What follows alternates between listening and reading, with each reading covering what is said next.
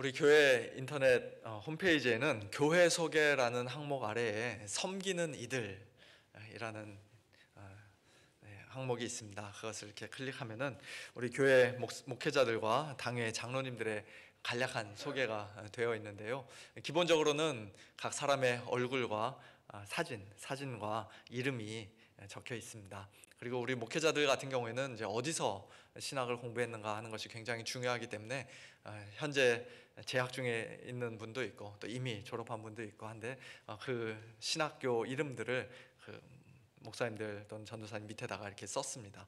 그리고 이제 담임 목사님 저 같은 경우에는 과거에 부교역자로서 어느 교회를 섬겨왔는가 하는 것까지도 이렇게 좀 자세하게 적었습니다. 한마디로 다들 믿을만하고 신뢰하다는 것이죠. 예, 어디 태평양 건너오면서 이렇게 목사 안수 받은 사람들이 아니라 제대로 공부했고 또 정식 절차를 거쳐서 이제 목사들이 되었다는 것을 이제 보여드리고 또 어떤 학교에서 공부했는가 하는 것이 또 어떤 말씀을 증거하는가 이제 그것과도 연관이 되어 있기에 그렇게 적어 놓았습니다. 또 어떤 교회들 같은 경우는 보면은 단순히 그런 기본적인 정보만이 아니라 목사님들이 또 전도사님들이 자신들의 가족 사항이라든지 성품, 성격, 장단점, 좋아하는 거, 취미 생활, 좋아하는 성경 구절, 좋아하는 음식까지라도 막 굉장히 다양하게 재미있게 적어 놓은 것도 제가 본 적이 있습니다. 그렇게 자세히 구체적으로 본인을 소개하면 할수록 다른 사람들은 그분들에 대해서 좀 더 자세히 잘 알 수 있게 되겠죠. 이번 한 주간 동안 우리가 함께 읽게 될 욥기 말씀도 이처럼 누군가를 소개하면서 누굽니까? 주인공 욥을 소개하면서 시작하고 있습니다. 1절 말씀 보면요, 우스 땅에 욥이라 불리는 사람이 있었는데 그 사람은 온전하고 정직하여 하나님을 경외하며 악에서 떠난 자더라. 우스라는 곳이 정확히 어딘지 우리가 알기는 어렵습니다만 한 가지 확실한 사실은 이스라엘 땅은 아니라는 것이에요. 욥이 이스라엘 사람은 아니었다는 것입니다. 아마도 아브라함, 이삭, 야곱과 같은 족장들과 동시대 사람이 아니었을까 학자들은 그렇게 생각을 하는데요. 이스라엘이 아닌 바깥 지역에서 아마도 동쪽 에돔이라든지 그쪽 지역 어디쯤으로 이렇게 추정을 하고 있습니다만 그곳에서 살았던 사람입니다. 근데 그런 것들보다 더 중요한 것은 성경이 그를 온전하고 정직하여 하나님을 경외하며 악에서 떠난 자라고 소개한다는 사실입니다. 온전하고 정직하다는 것은 사람들과의 관계에서 흠이 없고 올바르다, 겉과 속이 똑같고 믿을만하다, 그런 뜻이고요. 하나님을 경외하며 악에서 떠난 자라는 것은 하나님과의 관계에서 경건하고 겸손한 자요 또 거룩하고 의로운 자라는 뜻입니다. 물론 죄가 하나도 없다, 완벽한 사람이다, 그런 뜻은 당연히 아니죠. 첫사람 아담이 범죄하고 타락한 이후로 그런 사람은 예수님 이외에 있을 수가 없기 때문입니다. 욥 역시도 하나님의 은혜가 반드시 필요한 죄인이었고 믿음으로 의롭다함을 얻은 성도였습니다. 우리 교회 홈페이지 목회자들과 장로님들 소개하는 란에 저 구절을 딱 붙인다면 이 사람은 온전하고 정직하여 하나님을 경외하며 악에서 떠난 사람이다, 이렇게 한다면은 어떻게 반응하시겠습니까? 다들 너무 불편해서 부담스러워서 빨리 지워달라고 그렇게 요청하실 것 같은데요. 그러나 또 한편으로는 너무나도 영광스러운 그런 소개 아닙니까? 자, 성경은 욥이 그와 같은 사람이라는 것을 주저하지 않고 말씀하고 있습니다. 계속해서 2절에서는 그의 가족을 소개하는데요. 욥은 그와 그의 아내와의 사이에서 아들 7과 딸 3을 낳았습니다. 7과 3 그리고 그 둘을 합한 10, 이런 숫자들은 성경에서 다 완전수이고 또 굉장히 좋은 숫자들입니다. 비율도 얼마나 좋습니까? 7대 3. 저희 집처럼 아들들만 있는 것이 아니고 또 반대로 딸들만 있는 것이 아니라 아들과 딸이 적당히 섞여 있습니다. 또 욥은 소유물과 재산에 있어서도 하나님께 복을 많이 받은 사람이었습니다. 3절, 그의 소유물은 양이 7,000마리요 낙타가 3,000마리요. 여기도 7과 3이라는 숫자가 사용되고 있죠. 또 소가 500마리요 500결이요. 결이는 쌍입니다. 그러니까 1,000마리. 암나귀가 500마리며 종도 많이 있었으니 이 사람은 동방 사람 중에 가장 훌륭한 자라. 어마어마하게 큰 부자일 뿐만 아니라 동방 사람 중에 가장 훌륭한 자라, 가장 위대한 자라, 가장 큰 자라는 마지막 말은 욥에 대해서 또 다른 소개가 이제 더 이상 필요 없다는 듯이 우리 귀에 들립니다. 이어지는 4절과 5절에서는 욥이 자기 자신의 신앙뿐만 아니라 자녀들의 신앙에도 평소 얼마나 큰 관심을 기울이고 신경을 많이 썼는지 잘 보여주고 있습니다.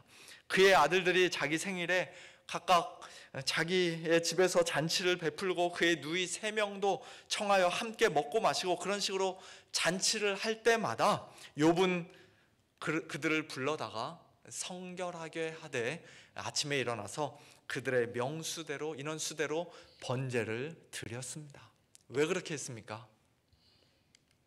어제 잔치하는 중에 혹시 내 아들들이, 딸들에 대해서는 별로 걱정을 안 했던 것 같아요. 내 아들들이 죄를 범하여 마음으로 하나님을 욕되게 했을까 봐, 그런 높아심에서 아들들을 위한 번제를 하나님께 드렸던 것입니다. 어쩌다 한 번이 아니라 가끔씩이 아니라 욥의 행위가 항상 그와 같았다라고 말씀합니다. 오늘은 어린이 주일인데요, 우리 부모님들 또 할아버지 할머님들 특별히 본받아야 할 욥의 모습이 아닌가 싶습니다. 자녀들을 위해 또는 손주들을 위해 우리 성도님들 물론 항상 많은 관심 갖고 신경 쓰고 희생하고 또 기도도 많이 하실 것입니다만, 그러나 구체적으로 무엇을 위해서 기도하십니까? 자녀들, 손주들의 건강, 학업, 진로, 취직, 결혼, 승진, 그와 같은 것들입니까? 물론 그런 것들을 위해서 기도하는 것이 나쁘다고 말씀드리는 것은 당연히 아닙니다. 하나님의 뜻 안에서 우리 자녀들과 손주들의 몸이 건강하고 공부 잘해서 원하는 대학에 들어가고 졸업 후 안정적인 직장을 잡고 좋은 배우자 만나 화목한 가정을 이루고 이 사회에서도 사람들에게 인정받으며 일하고, 그 모든 것이 얼마나 귀하고 아름다운 일입니까? 하지만 만일 그런 것들이 우리 기도 제목의 전부라면, 그보다 훨씬 더 중요한 우리 자녀들의 신앙에 대해, 믿음에 대해 우리가 그동안 너무나도 소홀히 해왔고 제대로 기도해오지 않았다면, 오늘 어린이 주일을 맞이해서 우리가 하나님 앞에 다시 한번 회개해야 할 것이라 생각합니다. 욥은 자기 아들들이 입술로나 행동으로 하나님을 욕되게 하는 것은 뭐 말할 것도 없고, 마음으로도 하나님을 혹시 욕되게 했을까봐, 하나님 앞에 은밀하게 범죄했을까봐 그것까지도 신경 쓰고 두려워했던 그와 같은 정말로 경건한 믿음의 아버지요, 또 자기 가정의 제사장이었습니다. 이런 욥의 모습이 하나님 보시기에도 얼마나 좋았던지 하나님은 사탄에게 욥을 크게 칭찬하며 자랑하십니다. 8절, 네가 내 종 욥을 주의하여 보았느냐? 그와 같이 온전하고 정직하여 하나님을 경외하며 악에서 떠난 자는 세상에 없느니라. 욥기 2장 3절에서도 네가 내 종 욥을 주의하여 보았느냐? 그와 같이 온전하고 정직하여 하나님을 경외하며 악에서 떠난 자는 세상에 없느니라. 2번이나 똑같은 말씀을 하십니다. 만약에 우리가 하나님과 같은 위치에 있었다면 이런 욥에게 어떤 상을 내려줄까요? 물론 욥이 이미 엄청나게 큰 축복을 받아 누리고 있지만, 빌 게이츠 못지않은 부자가 되어서도 하나님을 떠나지 않고 교만하게 범죄하지 않고 믿음 잘 지키고 예배도, 가정 예배도 꼬박꼬박 잘 드리고 있는 욥에게 당연히 더 크고 귀한 복을 내려주고 싶어 하지 않겠습니까? 자녀들도 다 잘 자라, 우스 땅에 뭐 정치, 경제, 문화, 예술, 교육, 의료, 종교 뭐 각 분야에서 다들 한 자리씩 하는 그런 사람들로 하나님께서 세워주고 만약에 우리가 하나님이라 그렇게 자녀들을 세워주고 싶은 것이 당연한 마음일 것입니다. 그런데 놀랍게도 오늘 본문에서 욥에게 찾아온 것은 그런 축복이나 보상이 아니라 너무나도 끔찍한 재앙이요, 견디기 힘든 고난이었습니다. 13절부터 19절까지 무시무시한 4가지 재앙의 소식이 연달아서 욥에게 들려옵니다. 하루는 욥의 자녀들이 그 맏아들의 집에서 음식을 먹으며 포도주를 마실 때 한 사환이 욥에게 와서 말합니다. 소는 밭을 갈고 나귀는 그 곁에서 풀을 먹는데 여느 때와 똑같이 너무나도 평화로운 날이었는데 스바 사람이 갑자기 이르러 그것들을 빼앗고 칼로 종들을 죽였나이다. 나만 홀로 피하였으므로 주인께 아뢰러 왔나이다. 그가 아직 말하는 동안에 또 한 사람이 와서 말합니다. 하나님의 불이 하늘에서 떨어져서 양과 종들을 살라 버렸나이다. 나만 홀로 피하였으므로 주인께 아뢰러 왔나이다. 그가 아직 말하는 동안에 또 한 사람이 와서 말합니다. 갈대아 사람이 새 무리를 지어 갑자기 낙타에게 달려들어 그것을 빼앗으며 칼로 종들을 죽였나이다. 나만 홀로 피하였으므로 주인께 아뢰러 왔나이다. 4번째 재앙은 앞에 것들과 비교할 수 없을 정도로 훨씬 더 끔찍한 재앙이었습니다. 그가 아직 말하는 동안에 또 한 사람이 와서 말합니다. 주인의 자녀들이 그들의 맏아들의 집에서 음식을 먹으며 포도주를 마시는데 거친 들에서 큰 바람이 와서 토네이도가 몰아쳐서 집 내 모퉁이를 치매 그 청년들 위에 무너짐으로 그들이 죽었나이다. 나만 홀로 피하였으므로 주인께 아뢰러 왔나이다. 그런데 이것이 다가 아닙니다. 욥기 2장에서는 욥이 질그릇 조각으로 자기 몸을 벅벅 긁어야 할 정도로 너무나도 가렵고 고통스러운 종기가 욥의 발바닥부터 정수리까지 나는, 머리 꼭대기까지 나는 그런 무서운 질병도 그에게 찾아왔습니다. 우리 주위에는 힘들고 어려운 상황 가운데 계신 분들, 고통 중에 신음하고 계신 분들이 참 많이 계시죠. 또 우리 교회 안에도, 우리 성도님들 중에도 지금 현재 그런 상황에 계신 분도 계실 테고, 또 과거에 일찍이 그와 같은 힘든 시간들을 지나오신 분들이 분명 많이 계실 것입니다. 그러나 욥처럼 이 정도까지 엄청난 고난과 재앙을 한꺼번에 연달아 받은 사람을 저는 아직 한 번도 만나본 적이 없습니다. 하나님께 축복과 상을 받고 또 받고 넘치도록 계속 받을 만한 자격이 충분히 있어 보이는 욥이, 그 누구보다도 경건한 사람 욥이 오히려 무시무시한 재앙을 받아 모든 것을 순식간에 다 빼앗겨 버리는 이런 말도 안 되는 상황을, 이런 고난의 상황을 우리는 과연 어떻게 이해해야 할까요? 하나님의 이와 같은 처사가 과연 공평하고 공정한 것입니까? 하나님은 정말로 선하신 분입니까? 이 땅에서 하나님을 잘 믿고 잘 섬긴다는 것이 도대체 무슨 소용이 있는 것입니까?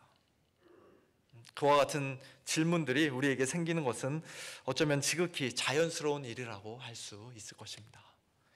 욥의 이 사건을 통해서 우리가 먼저 배울 수 있는 한 가지 중요한 교훈은, 하나님을 믿는 우리 성도들도, 이 땅에서 가장 경건한 사람도 얼마든지 고난과 재앙을 당할 수 있다는 사실입니다. 너무나도 당연한 이야기처럼 들립니다만, 그러나 욥의 세 친구는 그 사실을 알지 못했고 그런 일은 절대로 있을 수 없다고 끝까지 고집을 부렸죠. 욥에게 이런 고난과 재앙이 임한 것은 분명히 그가 무슨 죄를 지었기 때문이니 그 죄를 하나님 앞에서 속히 회개해야 한다고 그들은 한 목소리로 이야기했습니다. 욥의 그 세 친구들과 똑같은 부류의 사람들이 안타깝지만 오늘 우리 주위에도 얼마나 많은지 모르겠습니다. 누군가가 경제적으로 큰 어려움에 처하고 어떤 무서운 병에 걸리고 가정에 또는 자녀들에게 무슨 안 좋은 일이 생기면 당신이 신앙생활을 똑바로 못해서 하나님께 무슨 큰 죄를 지어서 하나님이 너를 치신 것이라고 너무나도 쉽게 말합니다. 혹 직접적으로 노골적으로 대놓고 그렇게 말하지는 못할지언정, 그렇게 말하지는 않는다 할지라도 속으로는 그렇게 생각하며 그 고난 중에 있는 사람을 함부로 정죄하고 손가락질합니다. 때로 본인에게 그런 고난이 임하면 내가 뭘 잘못해서 우리 집에 이런 안 좋은 일이 생기나, 내가 도대체 무슨 죄를 지었기에 우리 자녀들이 이렇게 고생하나, 그와 같은 말을 입에 달고 삽니다. 불필요한 죄책감과 지나친 자괴감에 시달리는 것이죠. 그런 사람들은 반대로 모든 일이 다 잘 되고 승승장구할 때는 내가 신앙생활을 똑바로 잘해서, 남들보다 잘해서 하나님께 복을 받았노라고 그렇게 교만하게 자랑할 사람들임에 틀림이 없습니다. 하지만 오늘 본문에 기록된 욥의 고난은 그런 생각들이, 그와 같은 생각들이 완전히 잘못되었다는 사실을 우리에게 분명히 가르쳐 줍니다. 욥은 자신의 어떤 죄 때문에 벌을 받고 재앙을 당한 것이 아니라 오히려 당대 가장 경건한 사람이었기 때문에 지금 이런 고난을 당하고 있는 것이에요. 욥이 만일 남들처럼 적당히 이 세상과 타협하며 죄짓고 살았다면, 경건의 모양만 대충 흉내내며 사는 그런 사람이었다면 하나님은 사탄에게 욥을 굳이 자랑하지 않으셨을 것이고, 그러면 욥은 이런 무서운 재앙을 받을 필요가 없었을지도 모릅니다. 그러나 욥이 이 세상에서 찾아보기 힘든 경건한 사람이니까, 하나님께서 욥을 칭찬하시고 자랑스럽게 생각하시니까 그런 욥을 한번 시험해 보겠노라고 사탄이 이야기할 때 하나님께서 선뜻 허락하신 것이죠. 오늘 우리 성도들이 이 땅에서 당하는 고난도 어떤 면에서는 그와 같다고 할 수 있습니다. 우리가 사방으로 우겨쌈을 당하는 고난을 당하고, 하루아침에 사업이 어려워지고, 생각지도 못했던 무서운 병에 걸리고, 인생의 뼈아픈 실패를 경험하고, 남들에게 까닭없이 미움을 받고, 자녀들 때문에 눈에 눈물 마를 날이 없고, 혹시 그런 일이 우리에게 있을지라도 그런 고난을 우리는 조금도 부끄러워하거나 이상하게 생각해서는 안 됩니다. 믿음이 없어서 신앙생활 제대로 못해서 하나님의 형벌로 그런 일들이 우리에게 주어지는 것이라고 생각해서는 안 됩니다.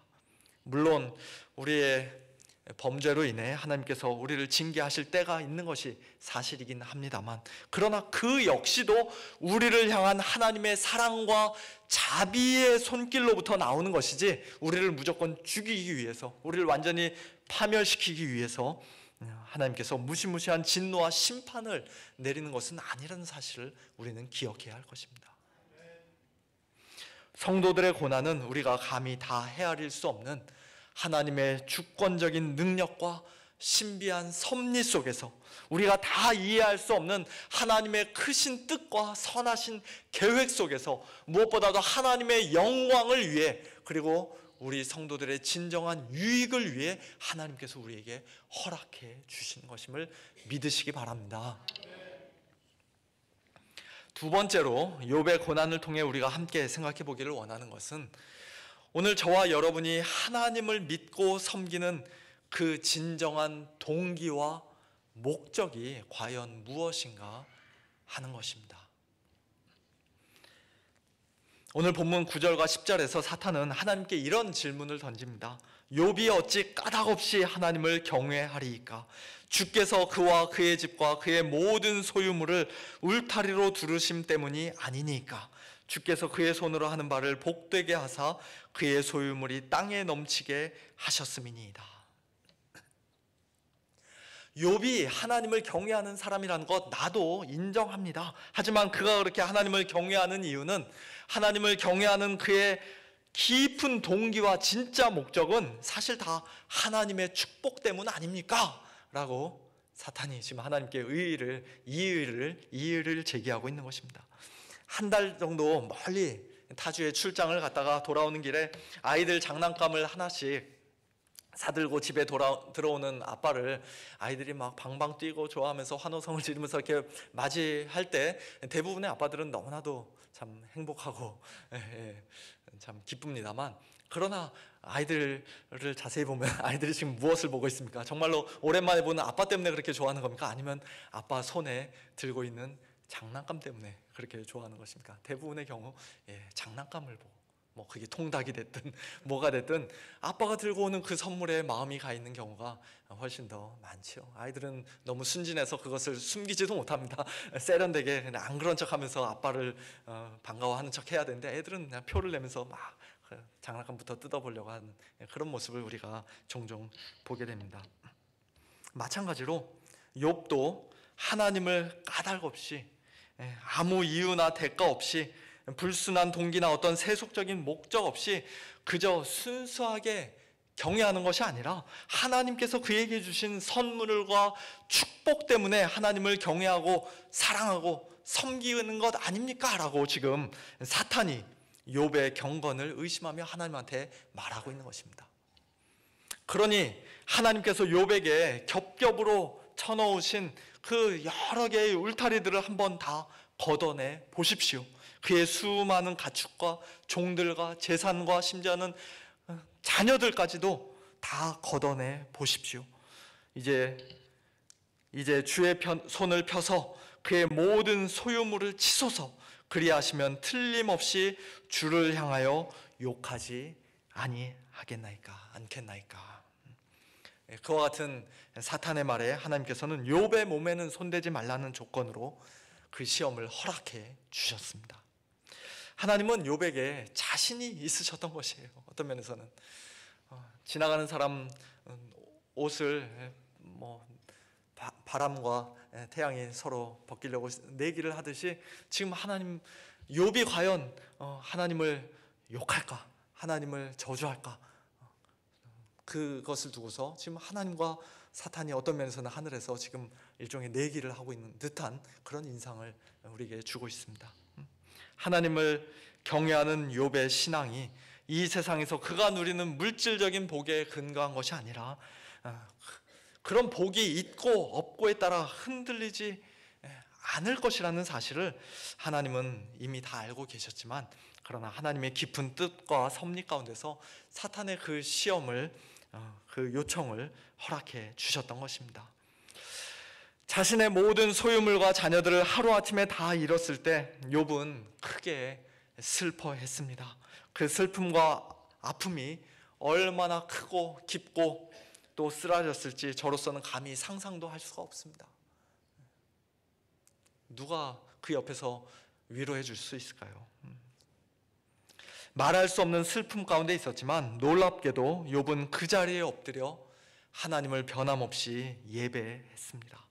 내가 모태에서 알몸으로 나왔은즉 또한 알몸이 그리로 돌아가올지라. 주시니도 여호와시오 거두시니도 여호와시오니 여호와의 이름이 찬송을 받으실지니이다 라고 말하며 이 모든 일에 욥이 범죄하지 아니하고 하나님을 향하여 원망하지 않았습니다. 욥기 2장에서 그의 건강까지 다 잃었을 때 당신이 그래도 자기의 온전함을 굳게 지키느냐, 하나님을 욕하고 죽으라고 말하는 아내에게, 참 아내 입장도 우리가 충분히 이해가 되죠. 얼마나 속상하겠습니까? 지금 자녀가 다 한꺼번에 세상을 떠났는데 오래 참았죠.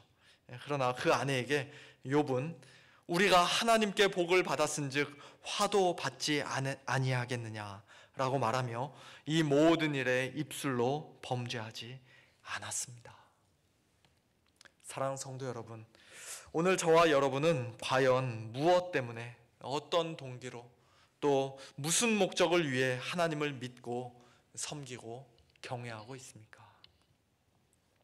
우리는 까닭 없이 하나님을 경외하는 자들입니까? 아니면 사탄의 말처럼 까닭이 있어서, 어떤 꿍꿍이 속이 있어서, 소위 제사보다 제밥에 더 관심이 많아서 하나님 자신보다는 하나님이 주시는 이 땅에서의 축복이 훨씬 더 좋아서 하나님을 잘 믿고 경외하는 척하는 사람들입니까?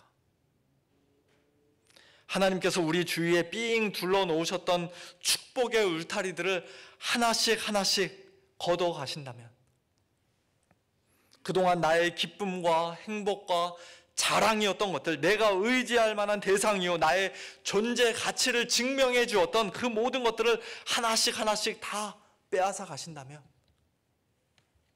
예를 들어서 한평생 힘들게 모아두었던 재산이 하루아침에 다 바닥이 나고, 아무 대책 없이 직장에서 레이오프를 당하고, 사랑하는 사람이 갑자기 세상을 떠나고, 화목했던 가정이 풍비박산이 나고, 금술 좋았던 부부 사이에 금이 가고, 신뢰가 깨지고, 믿었던 자녀들이 속을 썩이고, 교회에서든 회사에서든 인간관계가 너무 힘들고 외롭고, 또 의사도 못 고친다고 두 손 두 발 든 무서운 질병에 걸리고, 병상에 누워 꼼짝없이 이제 눈 감을 날만 기다리고 있는, 솔직히 우리가 절대로 원하지 않고 생각하고 싶지도 않은 그와 같은 극심한 고난을 당한다면, 그때에도 우리는 과연 하나님을 여전히 경외하고 사랑할 수 있겠습니까? 왜 이런 일이 닥쳤는지는 알 수 없지만, 그러나 하나님의 절대 주권을 인정하며 하나님의 선하신 섭리를 신뢰하며 변함없이 하나님 앞에 엎드려 예배할 수 있겠습니까? 아니면 하나님께 실망했다, 상처받았다, 하나님이 그러실 줄 정말 몰랐다, 수많은 사람들 중에 왜 하필이면 나냐, 너무 불공평하다, 하나님 잘 믿어도 아무 소용없다라고 말하며 하나님을 욕하고 원망하며 결국에는 하나님을 등지고 떠나가겠습니까?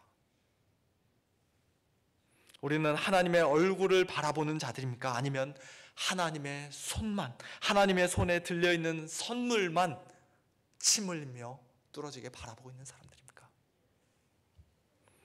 아까 설교 전에 찬송했던 찬송가 413장 내 평생에 가는 길은 19세기 미국의 스패포드라는 장로님이 45살 때 작사한 곡입니다. 유명한 변호사이기도 했던 그에게는 5명의 자녀가 있었는데요, 1871년에 그의 4살짜리 아들이 폐렴으로 세상을 떠났고, 몇 달 후에는 시카고에 커다란 화재가 발생해서 그의 전 재산을 다 잃어버렸습니다. 그 후 2년 뒤인 1873년, 그는 자신의 남은 식구들과 함께 병약한 아내와 사랑하는 4딸들을 데리고 유럽 여행을 하기 위해 유람선을 타려다가 갑자기 급한 일이 생겨서 자기만 혼자 돌아가고 식구들만 먼저 그 배에 태워 보냈습니다. 그런데 그 배가 바다를 건너 운항하는 중에 다른 배하고 부딪혀서 침몰해서 226명의 사망자를 냈습니다. 226명이 죽었습니다. 몇 사람들만 거기서 구조되었는데요, 그중 감사하게도 그의 아내가 살아남았지만, 그러나 4딸은 안타깝게도 다 죽고 말았습니다. 간신히 살아남은 그의 아내가 급히 보낸 전보를 받고 아내를 만나기 위해 다시 배를 타고 유럽으로 향하던 중에 스패포드 장로님은 자신의 4딸을 앗아간 그 사고 지역을 지나가면서 바로 이 찬송시 내 평생에 가는 길을 지었다고 합니다. 사랑하는 딸들을 한꺼번에 잃은 큰 슬픔 속에서도 주님께서 주시는 참되고 영원한 평화, 사탄이 감히 범접할 수 없고 빼앗아갈 수 없는 하늘의 평화를 그는 믿음으로 맛보고 누렸던 것입니다. 내 평생에 가는 길 순탄하여 늘 잔잔한 강 같든지 큰 풍파로 무섭고 어렵든지 나의 영혼은 늘 편하다. 저 마귀는 우리를 삼키려고 입 벌리고 달려와도 주 예수는 우리의 대장 되니 끝내 싸워서 이기겠네. 내 지은 죄 주홍빛 같더라도 주 예수께 다 아뢰면 그 십자가 피로써 다 씻으사 흰 눈보다 더 정하겠네. 저 공중에 구름이 일어나며 큰 나팔이 울려날 때 주 오셔서 세상을 심판해도 나의 영혼은 겁없겠네. 내 영혼 평안해. 내 영혼 평안해. 이 땅에서 크고 작은 고난 가운데 있는 오늘 저와 여러분에게도 이와 같은 하늘의 평안과 하나님께 대한 한결같은 경외심이 있기를 소원합니다. 하늘에서 떨어지는 어떤 콩고물 때문에 하나님을 경외하는 자들이 아니라 우리 죄인들을 먼저 사랑해 주시고 까닭 없이 은혜를 베풀어 주신 하나님께 감사하면서 우리 역시도 하나님을 까닭 없이 경외하고 참되게 사랑하고 겸손히 섬기는 자들 되기를 소원합니다. 비록 우리 스스로의 힘으로는 솔직히 욥과 같이 또 스페포드 장로님과 같이 그런 엄청난 고난을 잘 감당할 만한 자신이 없지만, 그러나 고난 받으실 만한 죄가 정말 하나도 없었음에도 불구하고 우리를 구원하시기 위해 친히 고난 받으시고 원래 우리에게 쏟아져야 마땅했던 하나님의 무서운 진노와 형벌을 십자가 위에서 이미 다 대신 받아주신 예수님을 깊이 묵상하면서 우리 주님과 날마다 동행하면서 그 십자가 사랑의 능력으로, 성령의 능력으로 모든 일에 넉넉히 이기는 자들 되기를 소원합니다. 하나님을 사랑하는 자, 곧 그 뜻대로 부르심을 입은 자들에게는 모든 것을 합력하여 선을 이루시는 우리 하나님의 능하신 손길, 선하신 섭리의 손길을 굳게 믿고 신뢰하면서 고난 중에 끝까지 참고 견디고 인내하며 하나님께 영광 올려드리는 우리 모두 될 수 있기를 소원합니다. 특별히 오늘 어린이 주일인데요, 우리 자녀들 지금 바깥에서 기다리고 있는데요, 우리의 모든 자녀들과 손주들에게 또 우리 교회 주일학교 어린이들에게 하나님의 이와 같은 놀라운 은혜와 사랑이 저들의 심령 가운데 또 저들의 일생 가운데 풍성이 넘치기를 예수님의 이름으로 축원합니다. 함께 기도하겠습니다.